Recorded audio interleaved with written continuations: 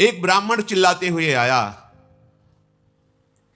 और महल के समीप कह रहा था कि रक्षा करो अर्जुन, रक्षा करो, हमारी कुछ गौएं थी, कुछ निर्दयी लोगों ने हमारी गौएं छीन ली और वो ले जा रहे हैं। अगर उनको ले गए तो फिर हमारे जीवन पोषण का कुछ नहीं बचेगा, तो जब नहीं बचेगा तो हम प्राण त्याग देंगे, आप हमारे गौओं की रक्षा करो।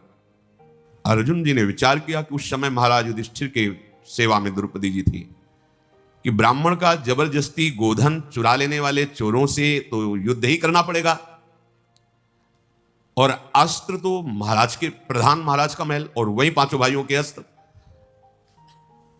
ब्राह्मण की तरफ देखा, वो रो रहा था।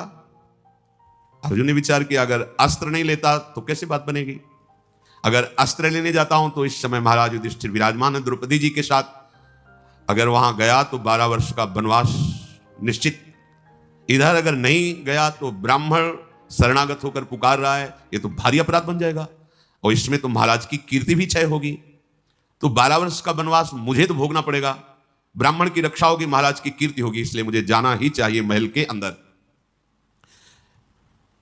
मैं अधर्म मार्ग में कभी अनुसरण नहीं करता, अर्जुन ने विचार किया, भले मेरी मृत्यु क्यों न हो जाए पर मैं अधर्म नहीं कर सकता, और गौ ब्राह्मण साधु की रक्षा करना यह हमारा मुख्य धर्म है, प्रधान धर्म है।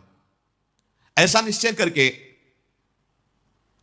महाराज युधिष्ठिर के महल में प्रवेश किया और जहां विराजमान थे वहां अनुमति ली। महाराज, मैं अर्जुन आपको प्रणाम करता हूं और अपना अस्त्र लेने के लिए आया हूं। आदेश प्रसन्नतापूर्वक महाराज युधिष्ठिर ने दे दिया। अर्जुन ने अपना धनुष बाण उठाया और कहा, विप्रवर शीघ्र आइए, ये ब्राह्मणों को, संतों को दुख देने वाले मेरे भय से नहीं बच सकते, उनको भय होता है, वो ज्यादा भाग नहीं पाए होंगे, मैं अभी आपका गोधन वापस करता हूं।